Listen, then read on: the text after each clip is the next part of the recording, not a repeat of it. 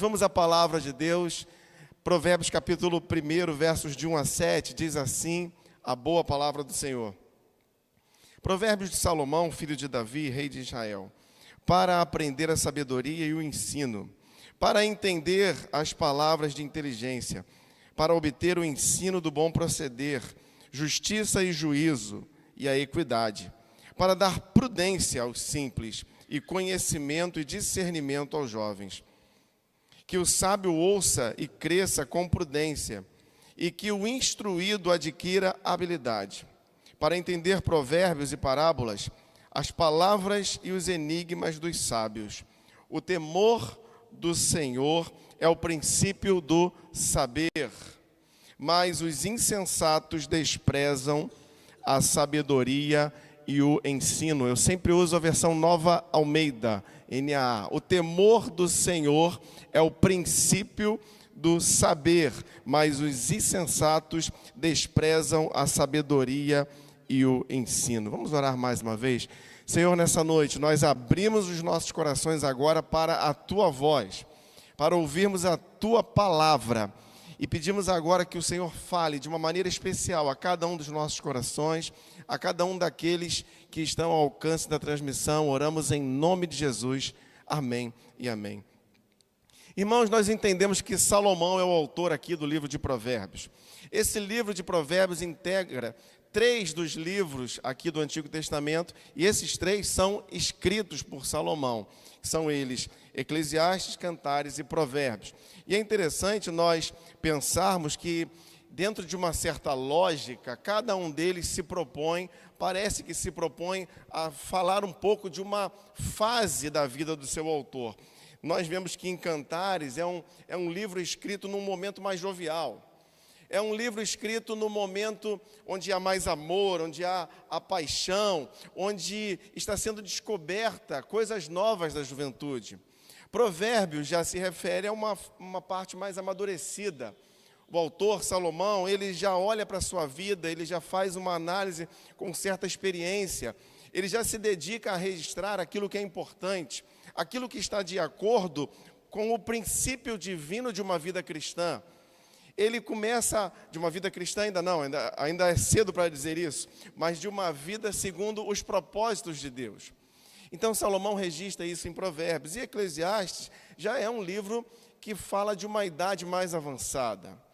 Alguém que escreve na maturidade, talvez já muito próximo do término de sua vida, já olhando para trás, até com um certo desgosto, e considerando que nem tudo que foi feito, porque o autor não se privou de nada. Ele diz, olha, eu pude me dar a provar todas as coisas, a viver tudo que eu quis. Eu tinha riquezas, eu tinha posses, eu tive plantações, eu investi, mas parece que ele conclui assim, isso aí não foi algo tão bom ter tudo isso, eu não soube aproveitar bem, foi como algo que se perdeu. E ele então entende que parece que chegou a um ponto de ver assim, isso tudo que eu vivi foi meio que sem propósito, foi meio fútil, foi correr atrás do vento. Eclesiastes capítulo 12, verso 13, de tudo que se ouviu, a conclusão é essa. Ele está fazendo uma conclusão que pega, parece que toda a sua vida. Então a conclusão é essa: tema a Deus e guarde os seus mandamentos, porque isso é dever de cada pessoa. Então ele conclui, após ter vivido uma vida bem liberada, uma vida onde ele se permitiu todas as coisas, ele conclui assim, olha, eu vivi, eu tive sabedoria, eu fiz isso tudo, mas a conclusão que eu tenho é essa: tema a Deus e guarde os seus mandamentos. E essa ideia de temer a Deus e guardar os mandamentos, então, ela é a ideia master, digamos assim, de toda essa literatura, de todos os seus escritos. Mas esse autor, Salomão, ele é aquele que foi tido como o homem mais sábio. Salomão sucede Davi no reinado e ele é o homem mais sábio do seu tempo. Primeiro livro de Reis, capítulo 4, verso de 29 em diante, diz assim: Deus deu a Salomão sabedoria e entendimento fora do comum. Fora do comum. Pensa em alguém, você conhece alguém que sabe de tudo um pouco? Eu não estou falando daquele curioso, não. Tem gente que é curioso em tudo e pensa que sabe. Sempre quer dar uma palavra. Você vai falar sobre energia nuclear, ele tem um posicionamento sobre aquilo. Você vai falar sobre o átomo lá, ele sabe. Não, esse é o curioso. Mas aqui não, aqui nós estamos diante de alguém que o Senhor diz, que diz assim, Deus deu a Salomão sabedoria e entendimento fora do comum, e uma inteligência tão vasta como a areia do mar. Esse camarada era bom. Esse era um camarada inteligente, mas era sábio. A sabedoria de Salomão era maior do que a de todos os homens do Oriente e de toda a sabedoria dos egípcios. No verso 32, ele diz assim, compôs 3.000 provérbios e os seus cânticos foram 5.000. Já pensou, Tom? 5.000 composições, 3.000 provérbios. Olha, o camarada, ele era muito proficiente na escrita. Eu imagino que ele sentava, ele não teria dificuldade de fazer redação do Enem. A gente aqui num sufoco para aprender a escrever segundo as normas, e ele chegava e ele tinha facilidade. Mas isso foi algo divino na vida dele. Isso foi um agir de Deus na vida dele. Salomão teve isso como diferencial. Todo o seu conhecimento, toda essa sabedoria, ele não é fruto de uma pesquisa, ele não é fruto de estudo, ele não é fruto de intercâmbio no exterior, ele não é fruto de mestrado, doutorado, mas toda a sabedoria, todo o conhecimento é fruto de um pedido a Deus. É fruto dele chegar e colocar-se diante de Deus e pedir isso para Ele. Irmãos, isso é muito sério. Será que nós oramos por sabedoria ao Senhor? Salomão, ele tinha ascendido ao reinado, ele tem a oportunidade ali de pedir algo a Deus, e ele pede sabedoria. Ele não pede riquezas, não pede honra, ele não pede que os inimigos sejam derrotados. Isso está lá no segundo livro de Crônicas, capítulo 1, versos de 10 em diante. Ele diz assim, dá-me agora sabedoria e conhecimento, para que eu saiba conduzir-me à frente deste povo. Pois quem seria capaz de governar este grande povo? Diante da sua responsabilidade, Salomão, podendo pedir ao Senhor qualquer coisa, ele pede sabedoria. Diante das dificuldades e responsabilidades que temos, o que pedimos ao Senhor?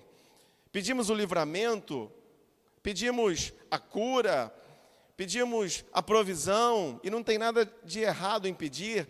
Ele é aquele que tem que ouvir as nossas questões, sim. Mas será que temos também pedido sabedoria para saber lidar no dia a dia? Todos nós precisamos disso. Ainda em 2 Crônicas, no verso 12, sabedoria e conhecimento lhe serão dados, e eu lhe darei também riquezas, bens e honras, como nenhum rei antes de você teve. Por Salomão ter feito o pedido certo, por ele não ter feito um pedido simplesmente para si próprio, mas ele pensa na responsabilidade que tem à frente daquele ministério, à frente daquele povo, e ele pede assim, Senhor, eu preciso de sabedoria, me dá sabedoria para liderar esse negócio aqui. O Senhor vai e fala assim, tá bom, já que você não pediu isso, você vai ter o que você pediu e você vai ter muito mais. Todo o complemento da vida dele, toda a riqueza, tudo aquilo que ele teve, é fruto de um pedido que ele não fez. Às vezes a gente não sabe pedir ao Senhor. Às vezes a gente quer, mas a gente não quer ter o trabalho. Porque às vezes ter sabedoria dá trabalho. E Salomão teve trabalho. Mas eu creio que nós podemos pedir sabedoria, e hoje nós ainda vamos orar por isso. Irmãos, a maneira como nós oramos, a maneira como nós reagimos, a maneira como nós vivenciamos, como nós tratamos os outros, a maneira como nós planejamos, a maneira como nós fazemos cada coisa da nossa vida, ela é impactada diretamente pela sabedoria do Senhor em nós.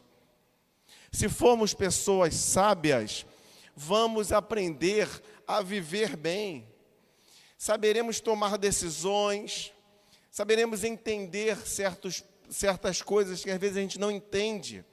A gente quer que o Senhor venha e faça um desenho para a gente das coisas, como se Ele tivesse que dar satisfação de tudo.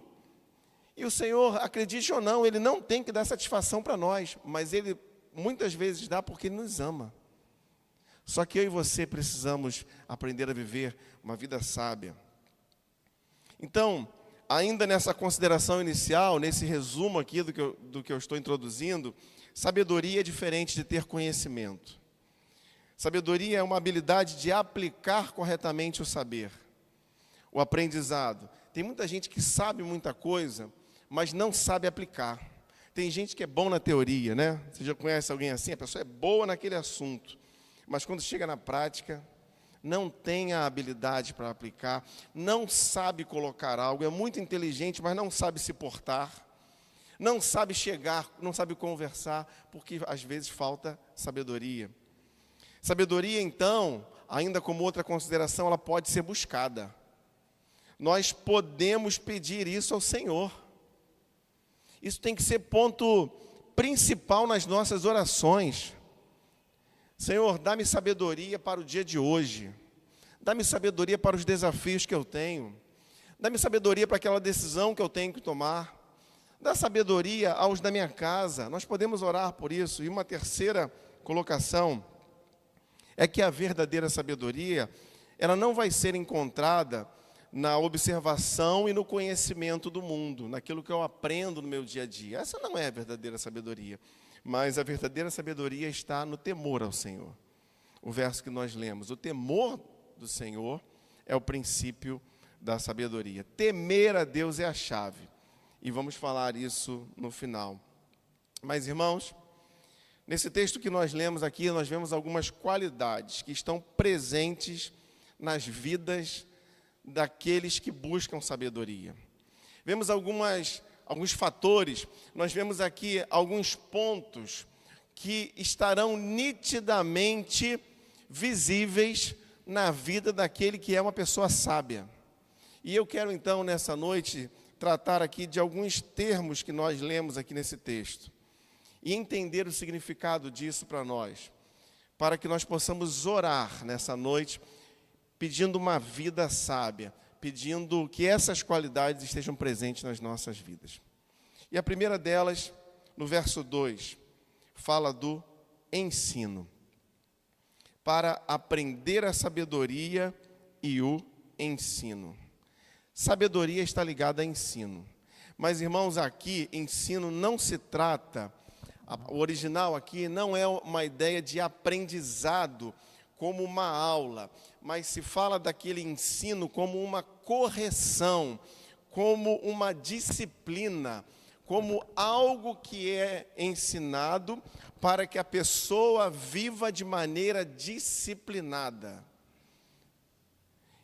Não é aquela disciplina punitiva, de alguém que errou e ela tem que ser ensinada. E aí alguns ensinam, na minha época eu era ensinado de formas mais firmes. Hoje em dia a gente é mais light com isso. Hoje em dia o ensino é muito na conversa. Na minha época tinha umas conversas mais específicas, dependendo da necessidade de aprendizado, quando eu era pequeno. E eu sei que alguns irmãos também passaram por isso, amém? Graças a Deus estamos todos aqui. Olha que coisa boa. Mas aqui, o sábio, então, é aquele que vive uma vida disciplinada. O sábio, ele tem disciplina. Filhos, capítulo 4, verso 1 de Provérbios, escutem a instrução.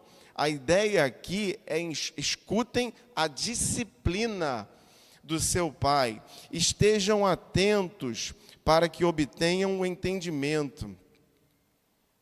Irmãos, como nós somos indisciplinados em muitas coisas. Há pessoas que são tão indisciplinadas que não se prostram ao ensino, que elas querem fazer tudo do seu jeito. Elas parecem que querem afrontar o tempo todo. Sempre que estão diante de algum limite, elas querem romper aquele limite. Olha, aqui é feito desse jeito. A pessoa quer fazer do outro jeito. Por quê? Só porque ela quer fazer do outro jeito. porque ela parece que nutriu uma vida indisciplinada, uma vida sem sabedoria. E isso mostra com que elas estão sempre dispostas a quebrar regras, sempre dispostas a fugir do que é o parâmetro, se sentem melhor sendo os diferentes, quando no fundo é talvez uma grande falta de sabedoria. Irmãos, o indisciplinado, ele não se preocupa com os outros. Ele não foi ensinado para isso, ele não tem sabedoria para isso. Ele só quer saber do que ele acha. Ele só quer saber do que ele pensa. E ele então faz mal a si próprio. Ele desperdiça muitas coisas, desperdiça o tempo por não ter disciplina, e aí o tempo passa, e daqui a pouco a gente já está na metade da vida, e quando vê, o tempo passou. Ele não consegue manter seus compromissos. Aquele que é indisciplinado, que não tem sabedoria, ele não honra normalmente compromissos, porque lhe faltou ensino. Então ele não vive uma vida sábia. Viver uma vida sábia é viver uma vida disciplinada, é viver uma vida daquele que foi ensinado. A sabedoria então me faz aprender que o ensino do que é correto é necessário na minha vida. A disciplina é algo necessário, e assim eu tenho uma vida disciplinada. Se a gente não for disciplinado nem com a nossa comida, a gente precisa ser disciplinado até com o que a gente come, senão a nossa vida ela fica ruim. Ah, mas isso aqui faz bem. Tá bom, mas tudo que é demais, você sabe, né? Segundo ponto aqui, inteligência. Para aprender a sabedoria e o ensino, para entender as palavras de inteligência. A ideia aqui de inteligência, que está vinculada à ideia de entendimento, não apenas a inteligência que está entrando, mas a compreensão, a clareza, o conhecimento verdadeiro das coisas, o saber, já que se conhece verdadeiramente as coisas, tem a inteligência para saber discernir ou decidir entre o que é bom, entre o que é mal, entre o que é verdadeiro, entre o que não é verdadeiro. Irmãos, desde Gênesis, o homem tem que decidir entre o bem e o mal. Desde Gênesis, desde a entrada do pecado no mundo, todos os dias o homem ele é confrontado com decisões sobre certo e errado, sobre bem e mal, sobre escolhas que precisam ser feitas e que precisam de sabedoria. Talvez você tenha chegado aqui nessa noite, você esteja acompanhando essa palavra e pensando assim, eu preciso de sabedoria para escolher tal ou tal situação na minha vida. Se escolhermos o mal, se não tivermos essa sabedoria em nós, isso faz mal para a gente. Mas em alguns momentos, o que é ruim, o que não é bom, é mais belo. O que não faz bem é o mais gostoso. Geralmente, as coisas que fazem mal, até para a nossa saúde, é aquilo que a gente mais gosta, né? É aquilo que é mais doce, é aquilo que parece que é agradável. Mas na nossa vida também é assim. Há coisas que parecem ser boas e que, se não tiver sabedoria, termina mal. Provérbios 16, 25, há caminho que ao homem parece ser direito, mas o fim dele é o caminho de morte. Falta de sabedoria pode terminar muito mal, muito mal. E inteligência por si só, ou conhecimento por si só, não é a sabedoria. O conhecimento por si só, ele pode não produzir um bom efeito, porque as decisões elas têm que transcender o limite, transcender aquilo que é somente o visível, isso ou isso. Muitas vezes a gente tem que ter ali um toque do Senhor, e esse toque é a sabedoria divina, para a gente entender assim, olha, essa aqui é a melhor decisão aplicável a esta situação. Somente com sabedoria que vem de Deus, teremos inteligência para escolher corretamente entre o que é bom e o que é mal, entre aquilo que é correto para as nossas vidas. No verso 3, para obter ensino do bom proceder. O bom proceder, o bom procedimento que deriva da sabedoria. Bom procedimento aqui fala de uma vida sensata. Uma vida sensata é uma vida prudente, cautelosa, é alguém que não é afoito nas decisões. Você conhece gente que tem que decidir? Fala assim, tá bom, tá resolvido, Você conhece gente que só quer se ver livre, não pensa, parece que não pesa as coisas. E aí, deixa-se de ter um bom proceder. Parece que não se busca compreender verdadeiramente, não se busca ponderar. E eu pensava nessa palavra, essa é uma palavra que está sumindo do nosso vocabulário. Pouco se usa. Não, fulano é um camarada ponderado. Será que é a palavra que está sumindo ou será que é o camarada ponderado que está em escassez? Porque a gente vive em extremos. Eu sou tal coisa, parece que ninguém mais pensa com ponderação. E aí a gente esquece do ensinamento de que a falta de ponderação, a falta do bom proceder, ela pode destruir as nossas vidas. Como, por exemplo, Provérbios também 14, verso 1. A mulher sábia edifica sua casa, mas a insensata, ou seja, aquela que não é ponderada, aquela que não tem o bom procedimento, a derruba com as próprias mãos. Então, irmãos, quando não procedemos bem, nossos relacionamentos podem ser destruídos. Podemos ter brigas, podemos ter desavenças, podemos agir de maneira tão ruim que a coisa termina separando, rachando. Falta de bom procedimento. Mas a sabedoria me ensina o caminho do bom proceder. Quarto, para obter o ensino do bom proceder, a justiça, o juízo e a equidade.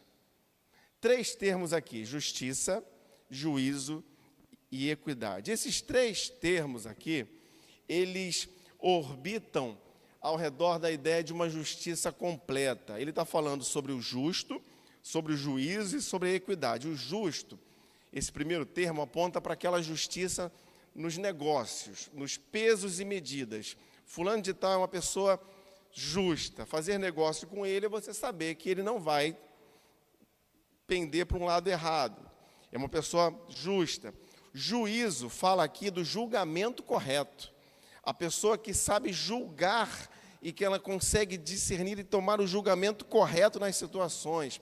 É a ideia de colocar em ordem.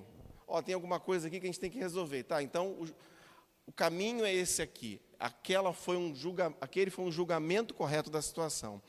E equidade fala da imparcialidade. Uma honestidade quando não se toma partido por algo.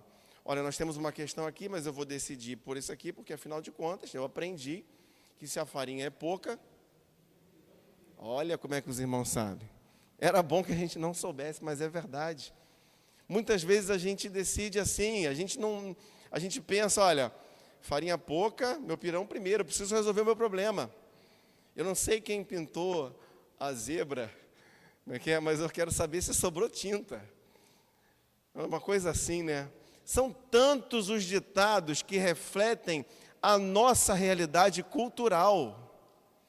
Uma realidade muitas vezes injusta, uma realidade parcial. Mas o sábio, ele não se presta a isso, porque ele vive uma justiça completa. A justiça, então, que deriva de uma vida sábia, ela impacta a vida da pessoa por completo. Só que, irmãos, a gente vive num tempo hoje tão corrompido, mas tão corrompido, que se alguém consegue viver uma vida justa, na medida, uma vida sem folga, essa pessoa parece que já está acima da média. Já notou que a gente até estranha? Já notou? Ainda agora, nós tivemos assim uma boa notícia para a nossa igreja, que em breve a gente vai divulgar aqui, e fomos conversar com uma pessoa, eu e o vice-presidente Fernando, e a pessoa falou assim, não, para a igreja está resolvido. Ainda perguntei, precisa? Não, está pronto. A gente até estranha quando isso acontece, porque parece que a gente está acostumado a coisa corrompida, a coisa ruim. Irmãos, a justiça tem que fazer parte das nossas vidas, e isso vai impactar a vida dos outros. Quando eu me torno uma pessoa justa, isso impacta quem está perto de mim. Ele aprende algo bom, ele tem qualidade no relacionamento comigo. Abacuque capítulo 2, verso 4, eis que a sua alma está orgulhosa, a sua alma não é reta nele, ele está falando aqui do ímpio, mas o justo viverá pela fé. O justo viverá pela fé. Essa mesma ideia, essa mesma afirmação está lá em Hebreus, capítulo 10, verso 38. Mas o meu justo viverá pela fé. Se retroceder, dele a minha alma não se agradará. Então, a justiça demonstrada na minha vida, uma vida sábia, ela fala da minha fé. Ela apresenta a minha fé para os outros. E o Senhor não se agrada daquele que retrocede e abandona a justiça. A sabedoria do Senhor me conduz a viver de modo justo. Mas, ainda no verso 4, para dar prudência aos simples. Prudência. Prudência aqui tem a ideia paralela de sutileza. Uma pessoa que é prudente, mas que ao mesmo tempo ela é leve, é sutil. Não é aquela pessoa estabanada. Sabe, você entende o que é o estabanado? Não, o texto aqui fala de dar prudência aos simples. E simples aqui aponta para o ingênuo. Aquele que, às vezes, não tem toda a vivência necessária, mas ele, que poderia estar sendo ludibriado, ele passa a viver uma vida prudente. Só que o mundo, como nós já dissemos aqui hoje, ele é tão ardiloso que às vezes os ingênuos caem nas astúcias ou nas ciladas da vida porque não estão externando a sabedoria de uma vida prudente. Irmãos, imagine um imprudente. O imprudente, ele também não gosta muito de limites, não. Ele gosta de fazer o que ele quer. Ele quer chamar a atenção e ele não vai ser sutil, porque ele vai chamar a atenção para algo errado. Imagine um carro que resolve fazer uma ultrapassagem em local proibido. Ele sai da sua faixa, invade a outra faixa, vai na contramão. Ele está chamando a atenção, ele está correndo risco para a sua vida, ele está colocando a vida de outros em risco por causa da falta de sabedoria, por causa da imprudência. Irmãos, temos que aprender a viver dentro dos limites e sermos prudentes. Precisamos de sabedoria para sermos prudentes, para sabermos agir, para fazer o que é correto, não sendo ingênuo diante dos ardis do mundo que nós vivemos. Para dar prudência aos simples, no verso 4, e conhecimento e discernimento aos jovens. Conhecimento e discernimento. Primeiro, conhecimento. O conhecimento aqui é habilidade. Tudo que nós sabemos, ou toda a habilidade que temos, é porque o Senhor foi quem nos deu. O Senhor foi que nos orientou. Êxodo 31, versos de 2 a 5, quando da construção do tabernáculo, diz assim o texto: eis que chamei pelo nome Bezalel, verso 3, e o enchi do Espírito de Deus, de habilidade, de inteligência e de conhecimento em todo artifício, para elaborar desenhos, trabalhar em ouro, prata, bronze, para lapidação de pedras, de engaste. Irmãos, o Senhor é aquele que nos dá conhecimento, o Senhor é aquele que nos dá habilidade para lidar com as situações, e isso é fruto de uma vida sábia, de uma vida que busca a sabedoria. Nós podemos ser dedicados, podemos estudar, podemos ter técnica, podemos ser a pessoa mais importante, aquele especialista mais notório em dado assunto, podemos ser o bam da situação, mas ainda assim, há conhecimentos que só teremos através do agir de Deus nas nossas vidas. Não tem manual para tudo nessa vida. Você pode fazer o melhor curso possível. Eu me lembrei agora que, eu me lembro que quando da nossa primeira filha estava na moda aquela Super Nanny. Você lembra da Cris Poli? Eu comprei o livro dela. Eu li naquela época. E eu assisti aquele negócio. Eu tentei fazer algumas vezes aquilo que ela sugeria.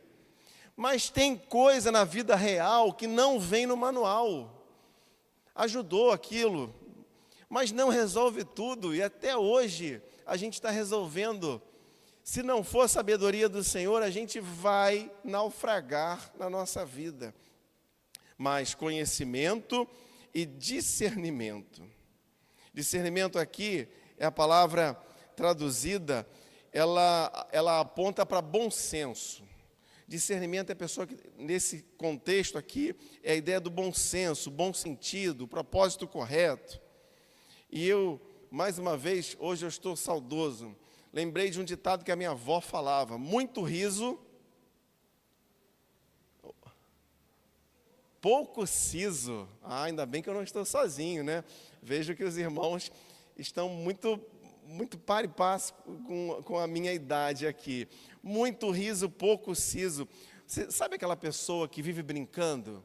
Sabe aquela pessoa que parece que brinca tanto que chega um momento que ela gosta de fazer graça. É o Zé Graça da história. Só que parece que chega um ponto que ela perde o senso. É o que a gente vai chamar de sem noção. Perde o propósito do que é correto. E aí, então, começa a fazer coisas sem propósito, de modo insensato, porque não está vendo a seriedade da coisa, porque é alguém que falta-lhe o bom senso e quer viver somente na flauta. Eclesiastes capítulo 10, verso 1.